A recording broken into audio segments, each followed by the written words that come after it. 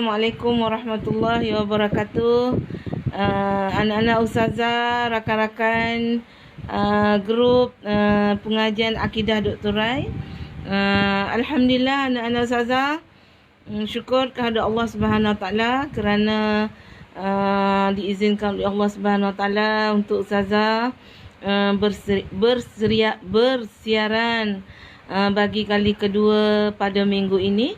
Alhamdulillah, ajak ustazah kita nak habiskan silibus dalam masa cuti PKP ni, insya-Allah. Doa-doakan ya Daniel. Waalaikumsalam Daniel. Allahumma barik ummati fi bukuriha. Semoga kita mendapat berkat doa Nabi, orang yang awal-awal. Kalau orang Kelantan dia panggil gori. Baik, sebelum kita mulakan pengajian kita pada pagi ini, sebagaimana yang Ustazah janjikan, insya-Allah setengah jam sahaja, diharap dapat bersabar. Kita akan kupas tentang tajuk mukjizat ya. Assalamualaikum Jannah. Okey, sebelum tu mari kita aminkan doa. Semoga kita mendapat ilmu yang bermanfaat, ilmu yang berguna. A'udzubillahi minasyaitonirrajim. Bismillahirrahmanirrahim. Alhamdulillahirabbil alamin wassalatu wassalamu ala asyrafil anbiya'i wal mursalin wa ala alihi wa ashabihi ajma'in walhamdulillahirabbil alamin. Subhana rabbiyal aliyyil a'lal wahhab. Subhana rabbiyal aliyyil a'lal wahhab. Subhana rabbiyal aliyyil a'lal wahhab. Allahumma salli ala Muhammad wa ala ali Muhammad. Allahumma salli ala Muhammad wa ala ali Muhammad. Allahumma salli ala Muhammad wa ala ali Muhammad. Allahumma razuqna fahman nabiyyin wa hifzal mursalin wa ilhamal malaikatil muqarrabin fi afiyatin birahmatika ya arhamar rahimin. Rabbi zidna ilman, Rabbi zidna ilman, Rabbi zidna ilman. Allahumma anfa'na bima 'allamtana. Rabbi shrah li sadri wa yassir li amri wahlul 'uqdatam min lisani yafqahu qawli. Wa sallallahu ala sayyidina Muhammad wa ala alihi wa sahbihi wasallam. Alhamdulillahirabbil alamin. Baik, tanpa membuang masa ya, ustazah akan terus kepada tajuk perbincangan kita pada hari ini, iaitu mukjizat.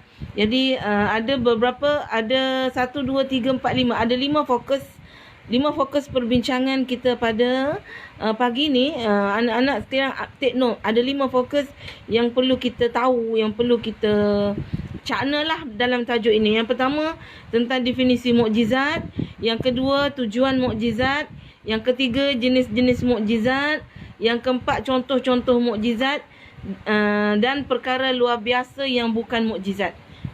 Itu 5 fokus perbincangan kita pada pagi ni. Dan yang last kali ialah tugasan antum ialah tulis 3 kisah inspiratif para rasul yang sangat memberi kesan kepada jiwa anda, perbuatan anda. Baik, ustazah pergi kepada definisi mukjizat anak-anak ustazah. Apakah yang dimaksudkan dengan definisi? Definition. Semua benda ilmu ni dimulakan dengan at-ta'rif. Dari sudut bahasa, kata mukjizat ni diambil dari perkataan Arab ajaza, i'jaz. Ajaza, i'jaz, yang mengandungi erti ajaza, i'jaz ni mengandungi erti ketidakmampuan, tak mampu. Kenapa pula mukjizat ni maksud dia tak mampu? Maksud dia ialah ketidakmampuan atau yang melemahkan musuh. Ketidakmampuan dari sudut musuh. Musuh tu lemah ataupun tak mampu untuk melawan mukjizat yang dikemukakan, yang dianugerahkan oleh Allah kepada para nabi dan rasul. Pelaku yang melemahkan dinamakan mukjiz, dan pihak yang mampu melemahkan pihak lain sehingga mampu mengalahkan lawan dinamakan mukjizat. Rasul diberi mukjizat. Mukjizat, lawan dia mukjiz, lemah. Tambahan tak marbutah pada akhir kata itu mengandungi makna mubalaghah. Mukjizat ta tu maksudnya mubalaghah, superlatif. Maksudnya tak ada dah. Last final, orang tak boleh lawan. Orang tak boleh lawan. Okey, good, catat Dania untuk kawan-kawan. Itu dari sudut bahasa. Dari sudut istilah, mukjizat ni didefinisikan dengan beberapa maksud oleh ulama-ulama lah, ulama-ulama akidah. Yang pertama Ibnu Khaldun. Ibnu Khaldun dalam karya agungnya Muqaddimah, masterpiece dia Muqaddimah. Ibnu Khaldun ni ialah tokoh sosiologi, ulama yang dikagumi di dunia barat, ya. Dan kita pun orang Islam lebih-lebih lagi lah, ya. Ibnu Khaldun dalam kitabnya Muqaddimah berpendapat mukjizat adalah, catat definisi ni untuk kawan-kawan. Mukjizat adalah perbuatan-perbuatan yang tidak dapat ditiru oleh manusia. Mukjizat ni dari sudut istilah kata Ibnu Khaldun, perbuatan-perbuatan yang tidak dapat ditiru oleh manusia. Sebab tak boleh bukan manusia yang buat, dia adalah anugerah Allah Subhanahu Wa Taala. Adalah anugerah Allah Subhanahu Wa Taala. Dan yang kedua oleh ulama Manak Qattan. Manak Qattan ni dia pengarang kitab Mabahis fi Ulum Al-Quran. Nanti kalau kamu masuk dalam pengajian ulum Quran, maka Manak Qattan ni adalah tokoh yang terkenal lah. Dia karang buku. Dia kata Manak karang buku Mabahis fi Ulum Al-Quran. Manak kata mendefinisikan mukjizat ni ialah amrun khariqun lil 'adah makrun bit tahaddi salimun 'anil mu'aradah. Amrun khariqun lil 'adah makrun bit tahaddi salimun 'anil mu'aradah. Maksudnya, tengok, ambil maksud je, tak apa, tak ambil yang Arab tu. Sesuatu kejadian yang keluar dari kebiasaan. Amrun khariqun lil 'adah, suatu yang mencari adat, maksudnya di luar daripada kebiasaan, disertai dengan unsur tantangan. Benda yang di luar daripada adat, kemudian ada tentangan, tetapi tidak akan dapat ditandingi. Orang yang menentang dia tu, dia akan kalah, dia akan lemah. Penentang dia dipanggil mukjiz, dan orang yang Nabi yang perkara yang dibawa oleh Nabi tu dipanggil mukjizat.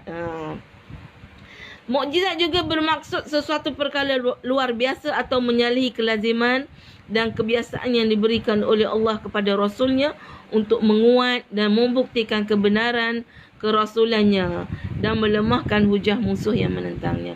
Contoh mudah macam mukjizat Nabi Ibrahim. Api ni sifat dia ialah membakar, kan? Tapi bila Allah beri mukjizat kepada Nabi Ibrahim, api tu tak membakar. Api tu sejuk.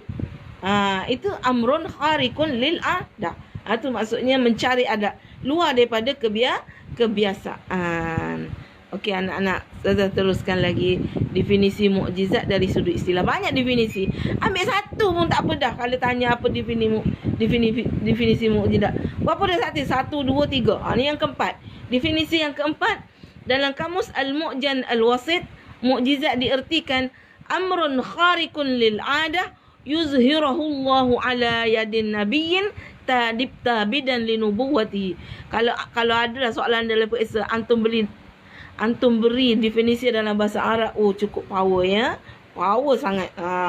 Amrun khariqun lil 'adah yuzhiruhu Allah ala yadin nabiyyin tabidan linubuwati. Sesuatu hal atau urusan yang menyalahi adat kebiasaan yang ditampakkan Allah di atas kekuasaan seorang nabi untuk memperkuatkan kenabiannya. Terima kasih Najwa, terima kasih Syafiqah, terima kasih Aina Good. Okey. Itu 4 ke 5 saya bagi definisi tadi. 4 lah. Ibnu Khaldun, Manak Qattan, dan satu tanpa saya bagi sumber dia, dan yang keempat dalam kamus Mu'jan Al-Wasit. Amrun khariqun lil 'adah yuzhirahu Allahu ala yadin nabiyyin tabidan linubuwatihi. Sesuatu hal atau urusan yang menyalahi adat kebiasaan yang ditampakkan oleh Allah Subhanahu Wa Taala di atas kekuasaan seorang nabi untuk memperkuatkan kenabiannya. Okey, boleh Ustazah teruskan, ya? Tujuan Ustazah pergi kepada yang kedua, ya, dan ya, tujuan mukjizat. Kenapa Allah anugerahkan mukjizat ini kepada para nabi dan rasul? Tadi kemarin Ustazah ceritakan tentang tanda-tanda kenabian, ya. Tanda-tanda kenabian dan kerasulan, mempunyai sifat-sifat asasi sebagai rasul. Yang kedua, diberi mukjizat. Jadi tujuan mukjizat ni adalah pertama untuk membuktikan kebenaran rasul. Mukjizat ni diberi untuk membuktikan kebenaran rasul. Sebab benda tu bukan dibuat oleh manusia. Manusia tak akan mampu buat sebab dia adalah anugerah Allah Subhanahu Wa Taala. Itu yang pertama. Yang kedua, untuk menguatkan ajaran yang dibawa. Yang ketiga, untuk melemah dan menghalang musuh yang menentang. Tiga.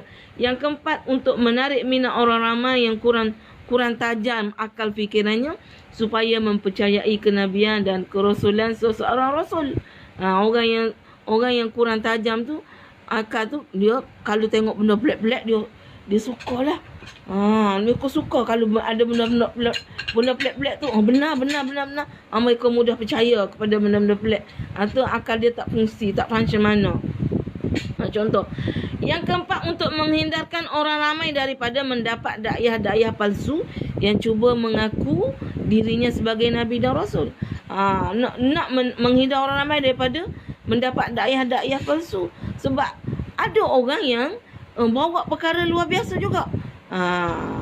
Tapi benda tu boleh dipelajari. Didapati orang lain pun boleh buat benda yang sama dengan dia.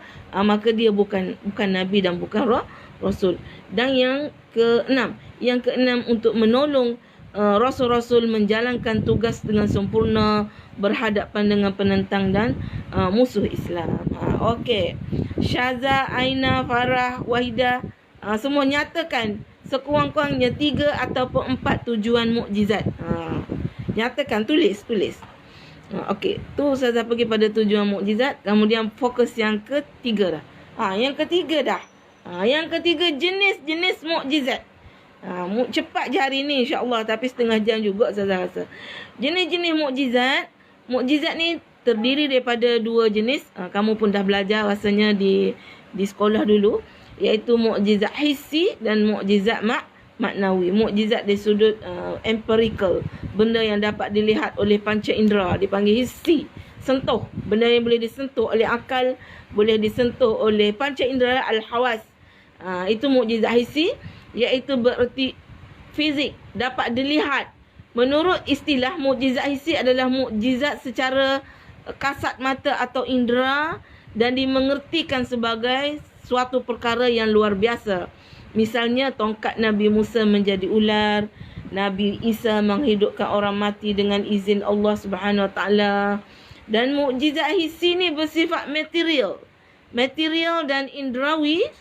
Dalam erti keluarbiasaan tersebut, benda yang luar biasa tersebut, congek kening Ustazah kecek. Benda luar biasa tersebut dapat disaksikan atau dijangkau langsung melalui panca indera kita oleh masyarakat setempat atau oleh orang yang melihatnya. Okey, bagus Aina. Kemudian itu mukjizat hissi, boleh mukjizat yang dapat dirasai oleh panca indera, oleh indera al-hawas. Dan yang kedua, mukjizat maknawi. Jenis mukjizat yang kedua, mukjizat maknawi. Maknawi bermaksud makna kepada sesuatu. Maknawi, makna kepada sesuatu itu. Maksudnya ialah dia hanya dapat dipahami oleh akal dan roh. Mukjizat itu hanya dapat dipahami oleh akal dan roh. Akal dan roh dan juga panca indera dapat dipahami oleh yang demikianlah. Contohnya ialah Al-Quran, Taurat, Injil, Zabur. Bukan Quran saja mukjizat maknawi. Quran, Taurat, Injil, Zabur pun adalah mukjizat maknawi. Dia melemahkan musuh-musuh. Cumanya sikap kita dengan Taurat, Injil dan Zabur ini tidak wajib kita pelajari. Tak wajib yang kita pelajari sebab memadai dah dengan Al-Quran. Sebab dalam Al-Quran ni mengandungi semua apa yang terkandung di dalam kitab Taurat dan Injil. Sebab dalam Quran satu ayat pun mengandung ilmu-ilmu yang sudah disebut di dalam kitab Taurat dan Injil. Dan apa-apa sikap kita terhadap Taurat, Injil, Zabur yang ada sekarang ni, yang macam yang di tangan orang Kristian sekarang ni, maka sikap kita ialah mana-mana yang tidak bertentangan dengan akidah yang ada dalam Al-Quran, maka dia diterima. Manakala mana-mana yang bertentangan tidak diterima. Sebab Al-Quran dah sebut berlaku penyelewengan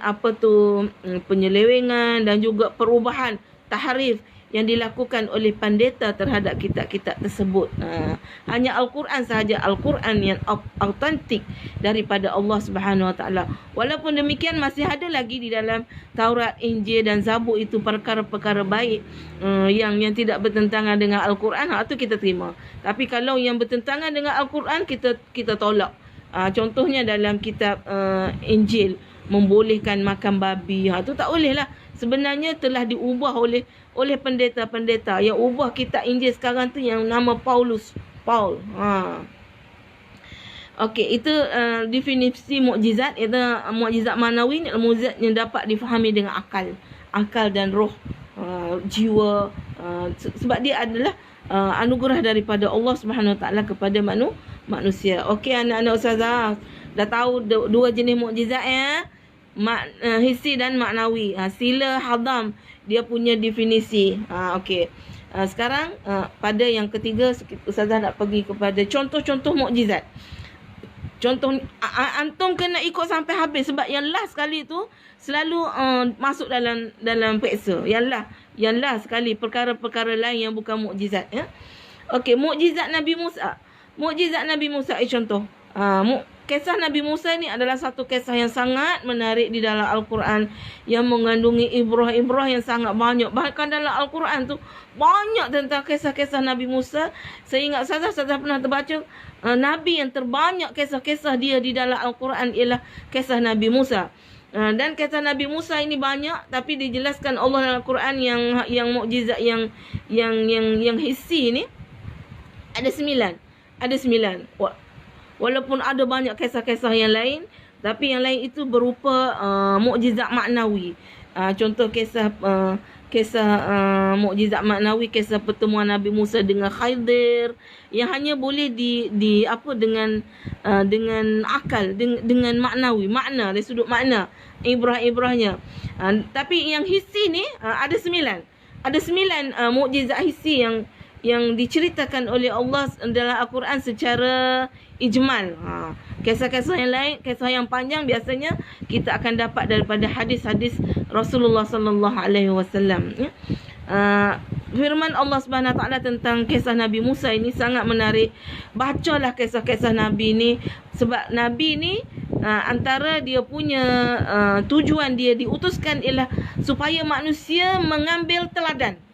Kan ustazah dah cakap dari itu, tujuan Nabi dan Rasul diutuskan ni selain daripada untuk menyampaikan wahyu Allah Subhanahu Wa Taala, ialah untuk menjadi teladan anak-anak ustazah. Jadi macam mana kita nak teladan mereka ini kalau kita tak baca, kita tak dengar, kita tak menghayati kisah-kisah para nabi ini. Dan kisah Nabi Musa ini, firman Allah Subhanahu Wa Taala dalam surah Isra ada 9 mukjizat hissi dia. A'udzu billahi minasyaitonir rajim. Bismillahirrahmanirrahim. Walaqad atayna Musa 9 ayatin bayyinat fas'al bani Israil iz ja'ahum faqala lahu Fir'aun inni la'azunnuka ya Musa mas'ura. Dan sesungguhnya kami telah memberi kepada Nabi Musa 9 mukjizat yang jelas nyata yang membuktikan kebenarannya. Maka bertanyalah wahai Muhammad kepada Bani Israel tentang itu ketika Nabi Musa datang kepada Fir'aun dan kaumnya serta menunjukkan mukjizatnya. Lalu berkatalah Fir'aun kepadanya, sesungguhnya aku fikir engkau ini wahai Musa seorang yang terkena sihir. Ada 9 kisah yang sangat inspiratif tentang mukjizat Nabi Musa kepada Bani Israel. Bagi contoh, siapa boleh bagi contoh 9 mukjizat empirikal yang ditunjukkan oleh Nabi Musa kepada Fir'aun dan musuh-musuhnya? Okay. Siapa boleh ingat? Ada 9. Siapa boleh tahu? Okey, Najwa, apa dia? Syaza, apa dia? Catat. Apa mukjizat-mukjizat Nabi Musa yang kamu tahu? Catat. 1, 2, 3. Catat. Okey, yang pertama antara mukjizat Nabi Musa, walaupun Ustazah bagi tahu, antum catat juga ya. Semua dalam yang 5 orang duduk nengok Ustazah hari ni, 5 orang je, tak apalah. Nanti kena tengok kawan-kawan yang lain. Tongkat dipukul ke laut, kemudian seketika itu juga terbelah dua, mewujudkan jalan tempat berlalunya tentera Nabi Musa. Ketika dikejar oleh Fir'aun, lalu Allah menyuruh Nabi Musa katak tongkat dia, lalu terbelah laut. Kemudian tongkat dia juga, tongkat dipukulkan kepada batu, maka keluarlah air daripada batu tersebut. Ni bila? Bila selepas Nabi Musa menyeberangi lautan tu, mereka terdampar di sebuah tempat dipanggil Padang Teh, tak silap Ustazah. Dan mereka duduk di situ selama 40 tahun. Nabi Musa pun ada lockdown. Lockdown dia lagi lama daripada kita. Kita ni minggu depan insya-Allah kita dah tak ada lockdown. Tapi Nabi Musa ni lockdown kaum dia 40 tahun. Masya-Allah. Apa dia buat dalam tempoh 40 tahun tu? Itulah. Kemudian yang ketiga, tongkat dilempar menjadi ular besar, kemudian menelan ular-ular pujaan ahli sihir. Takutlah kalau kata kita ni, kalau bunyi ular kan semua orang takut. Memang kita takutlah kalau kata ular. Ustazah takutlah. Nak pergi belakang rumah tu, takutlah. Tapi dia makhluk yang comel tau. Tapi Ustazah takut. Takut. Aina takut tak? Cikgu Nokman takut tak ular? Ustazah takut. Tapi dia comel tau. Ular ni comel. Iya ke comel? Betul. Macam-macam color. Ya Allah. Apa tu, ciptaan Allah Subhanahu Taala. Dan ciptaan ular pun dia tidak sia-sia. Dia sangat penting kepada ekosistem. Kan kalau tak ada ular-ular kak, banyaklah katok-katok, macam-macam lah. Jadi benda-benda tu Tuhan buat mempunyai tujuan.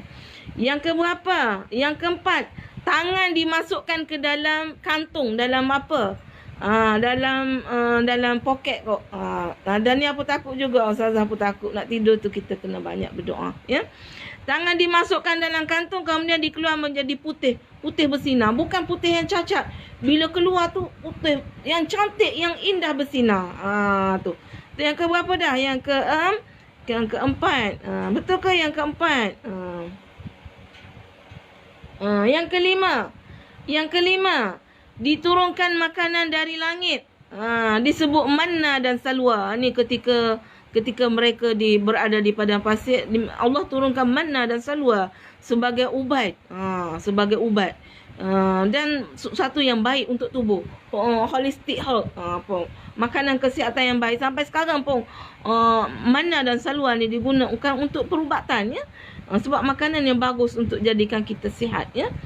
Kemudian diangkat ke Gunung Tur Sina, nak berjumpa Allah Subhanahu Wa Taala tu. Nak terima wahyu Taurat. Kemudian yang ketujuh, dikirimkan belalang, kutu, katak kepada kaum Fir'aun. Kepada kaum Fir'aun tu. Belalang, kutu. Ni masa sebelum Nabi Musa dibelah laut tu. Orang-orang kaum Fir'aun ni mereka diuji dengan bala. Ada kutu, belalang, jadi darah, apa semua tu. Mereka pergi kepada Nabi Musa. Nabi Musa doa supaya dihilangkan bala. Nanti kami beriman. Bila Nabi Musa dah berdoa, hilang semua tu, mereka kembali kufur. Okey, itu contoh mukjizat Nabi Musa. Mukjizat Nabi Ibrahim.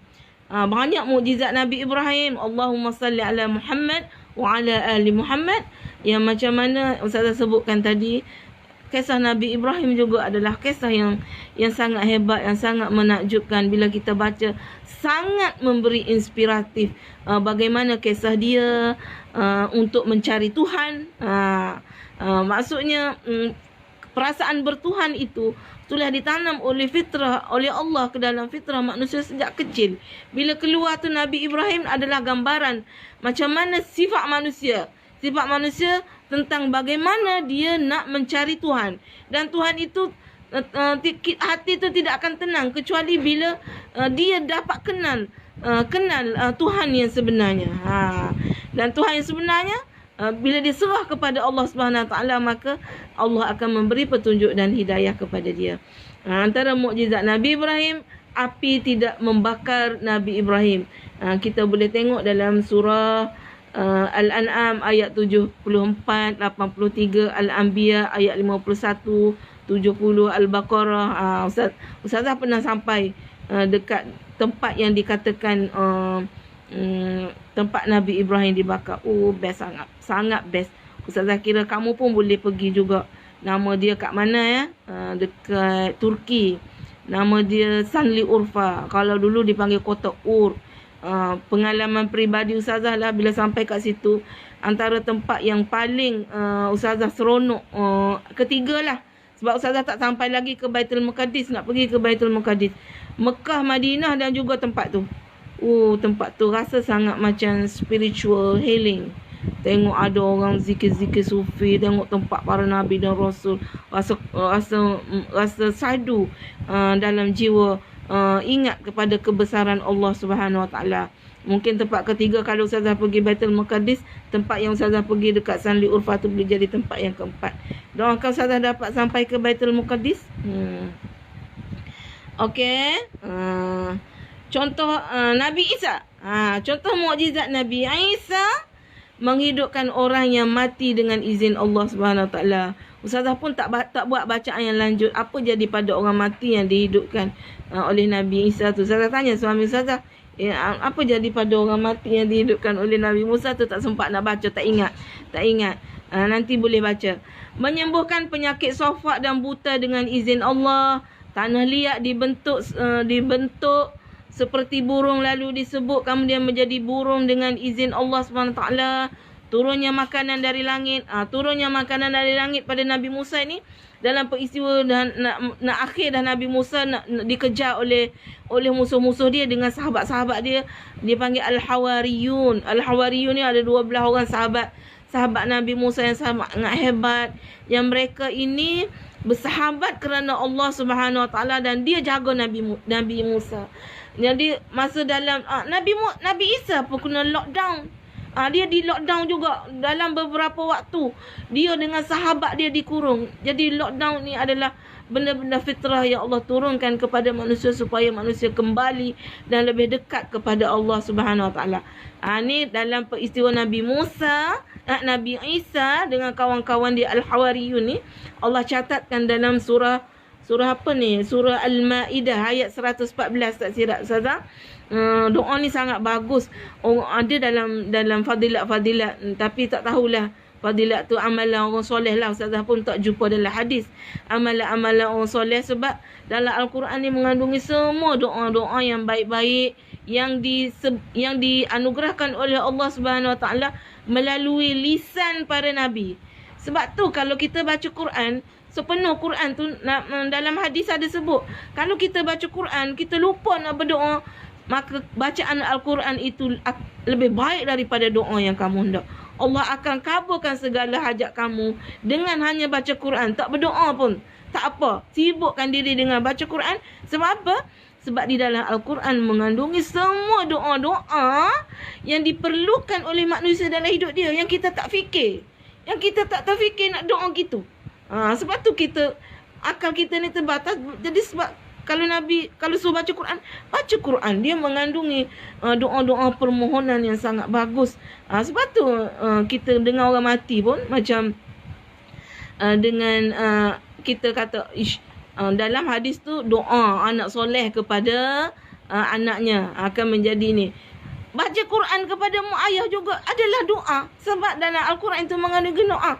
Bahkan lebih baik lagi. Jadi sebenarnya baca Al-Fatihah, niat untuk sedekahkan kepada ibu dan ayah kita, atau baca Yasin, baca Quran sedekah kepada ibu dan ayah kita, itu bererti kita sedang berdoa kepada Allah Subhanahu Wa Taala, memberi yang terbaik untuk ayah dan ibu kita atau orang-orang yang kita sayangi. Dapat manfaat tak Tanah Kawar, Dania? Tanah Kawar Rakayata ni siapa sebenarnya? Bagi tahulah Ustazah, pelik sangat nama. Tukar kepada nama-nama yang Ustazah boleh kenal. Boleh tak? Ini mari kita sama-sama bacakan doa Nabi Isa. Yang kata orang soleh kata doa ni bagus supaya Allah limpahkan rezeki, rezeki kepada kita. A'udzubillahi minasyaitonirrajim. Bismillahirrahmanirrahim.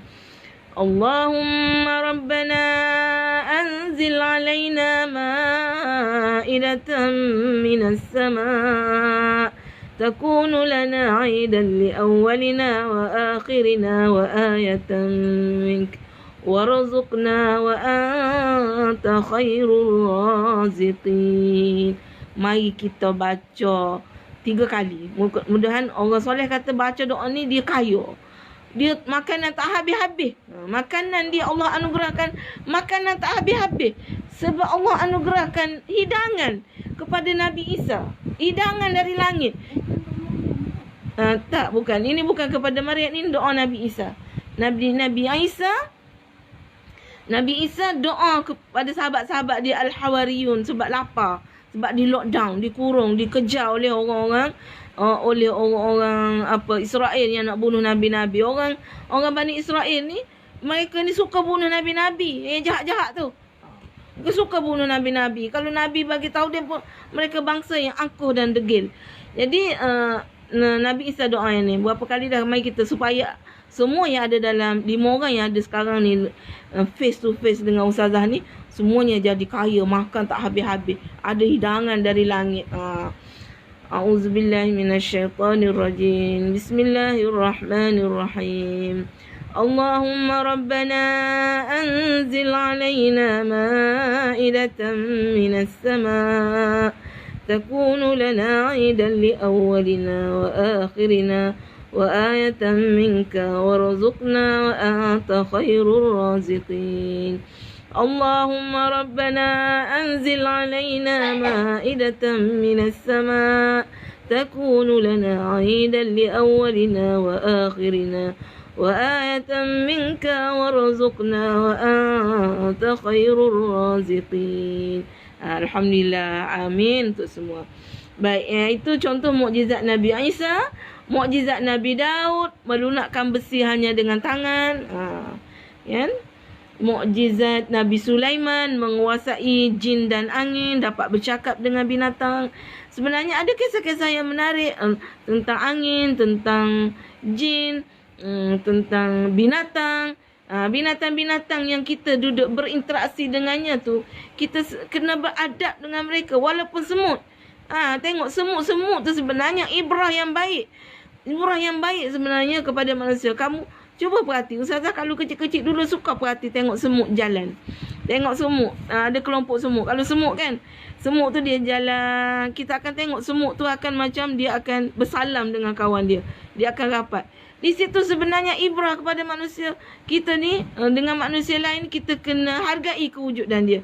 Jangan tak perasan, buat tak nampak aja apa sebenarnya. Tahu? Anak-anak ustazah. Semut tu sebenarnya mengandungi ibrah. Kemudian kita tak boleh nak bunuh semut mudah-mudah. Kalau kat dapur ada semut, maksudnya dapur tu tak bersih lagi ada semut. Jadi kita nak bersihkan daripada semut, kita kena cakap dulu semut dengan semut tu. Wahai semut, kamu lari sat, aku nak basuh. InsyaAllah tiba-tiba tak ada semut tu, dia lari. Dia faham. Dia faham sebenarnya bahasa yang digunakan oleh manusia. Binatang-binatang ni faham. Kucing, miau, kamu cakap dia faham. Dia faham bahasa kita. Dia ada perasaan yang Allah beri kepada dia untuk memahami perasaan manusia. Macam miau mau ustazah ni. Dia faham, sangat faham. Ustazah tak suka dia kencing berak merata-rata. Dia tak berak, kencing merata-rata. Ustazah jentik dia, ustazah marah dia faham. Kalau dia duduk dalam rumah je, dia nak terberak malam-malam, dia pergi berak bilik air. Tu ustazah bersyukur pada Allah Ta'ala. Dia faham, kita cakap elok-elok, kita gosok dia elok-elok. Itu mukjizat Nabi Sulaiman, mukjizat Nabi Muhammad sallallahu alaihi wasallam. Banyaklah ya anak-anak ustazah. Yang terbesar iaitu mukjizat maknawi kitab suci Al-Quran, dan juga banyak mukjizat lain Rasulullah sallallahu alaihi wasallam, seperti bulan terbelah dua, keluar air dari celah-celah jari, dapat memperbanyakkan makanan yang sedikit, memberitahu perkara gaib dan belum terjadi sebelum berbicara, sekadar yang Allah bagi tahu dia. Binatang biawak mengucap 2 kalimah syahadah hadapan sekumpulan sahabat. Berbicara dengan kijang. Kamu nampak tak sebelum ni Ustazah hantar video kijang. Macam mana kijang yang berenang itu, dia tengok anak dia di tengah tasik, kemudian ada buaya nak makan, tengok anak dia, dia terjun terus menyelamatkan anaknya. Jadi Ustazah teringat tentang peristiwa kijang.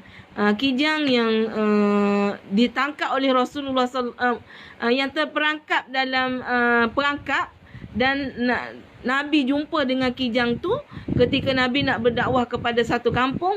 Lalu kijang tu bagi salam kat Nabi, minta Nabi keluarkan dia daripada perangkap tu. Macam mana? Walaupun kisah kijang ni daripada hadis yang tidak kukuh lah Ustazah jumpa. Ustazah tak pasti maudhu' ke dhaif, antara dua tu.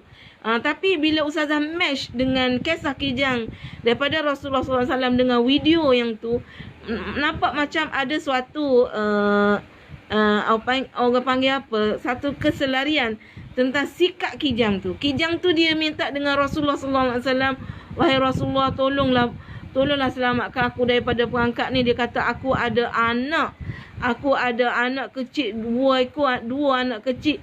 Anak aku itu sedang menyusu. Aku keluar ni sebab aku nak cari makanan supaya nak bagi makan kat anak-anak aku, dan aku supaya ada air susu. Dia duk teriak tangis. Rasulullah kata, aku tak boleh bebaskan kamu sebab kamu ni dah jadi hak manusia, kan, hak orang yang perangkat tu. Lepas tu dia minta juga dengan Rasulullah SAW. Aku janji, dia kata, selepas aku menyusukan anak aku, nanti aku akan kembali ke sini, dan kamu letaklah balik. Lepas tu Nabi tunggu sampai petang. Kijang tu, akhirnya kijang mari. Dia pun serah diri kepada ni, kata bubuh dia balik dalam perangkap tu. Jadi saya teringat macam mana kasih sayang kijang ni kepada anaknya. Berdasarkan video yang saya paparkan sebelum ni, ada macam parallel itu je. Tapi bukanlah dia ni usul akidah, kita nak percaya ataupun tak percaya kepada hadis ni tidak ada masalah sebab dia bukan usul akidah. Tapi ada parallel bagaimana binatang-binatang pun adalah boleh berbicara dengan manusia, dan Rasulullah sallallahu alaihi wasallam diutuskan rahmatan lil alamin, sebagai rahmat untuk sekalian alam, bukan saja kepada manusia, kepada jin, kepada segala makhluk, hatta kepada binatang, pokok-pokok dan tumbuhan. Itu sekadar itu untuk contoh-contoh mukjizat. Ada satu lagi. Last berapa minit dah ni? Ya Allah, panjangnya Ustazah. Dah lebih dah. Satu lagi ialah perkara luar biasa yang bukan mukjizat. Yang ni boleh tak antum cari sendiri perkara yang luar biasa yang bukan mukjizat, iaitu pertama karamah, yang kedua maunah, yang ketiga irhas, yang keempat sihir. Sihir, irhas, maunah, karamah. Jadi Ustazah nak kamu nyatakan dalam ni pun tak apa. Apa maksud karamah, apa dan contoh dia, apa maksud sihir, apa maksud irhas, apa maksud maunah. Boleh Okey, sekadar itu je lah pertemuan Ustazah dengan anak-anak pada pagi ni. Terima kasih banyak-banyak ala intibahukum. Ustazah doakan kamu semua hidup bahagia, gembira di samping keluarga masing-masing dan mendapat ilmu yang berguna. Aku qauli hadza, astaghfirullahal azim li wa lakum.